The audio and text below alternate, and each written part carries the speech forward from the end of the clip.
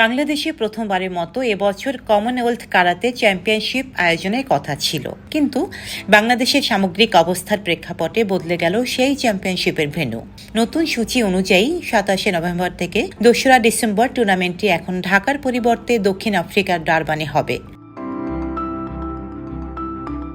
এর আগে নারীদের টি-20 বিশ্বকাপের আসর বাংলাদেশে আয়োজনের কথা ছিল, কিন্তু ৫ই আগস্ট শেখ হাসিনা সরকারের পতনের পর বিশ্বকাপের আসর সরিয়ে সংযুক্ত আরব আমিরাতে নেওয়া হয়।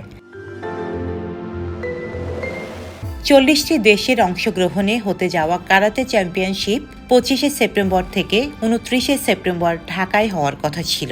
ভেন্যু বদলে যাওয়ায় বাংলাদেশের অংশগ্রহণও এখন অনিশ্চিত। ফেডারেশনের ভারপ্রাপ্ত সাধারণ সম্পাদক নয়না চৌধুরী বলেন, আসলে আমাদের দেশে অস্থিতিশীল পরিস্থিতির জন্য জুলাইয়ের শেষের দিকে ভেন্যু পরিবর্তন হয়ে দক্ষিণ আফ্রিকায় স্থানান্তরিত হয়।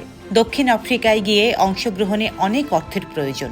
আর্থিক বিষয়ে আগে সাধারণ সম্পাদক সহায়তা করতেন, তিনিও এখন নেই, ফলে অংশগ্রহণ বেশ কঠিনই।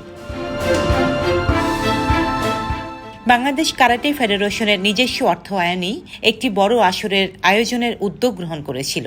এই আসর হলে বাংলাদেশের কারাতেকেরা পদক অর্জনের পাশাপাশি কারাতে ফেডারেশনও আর্থিকভাবে কিছুটা লাভবান হতে পারতেন। ডেস্ক রিপোর্ট, সাম্প্রতিক দেশকাল।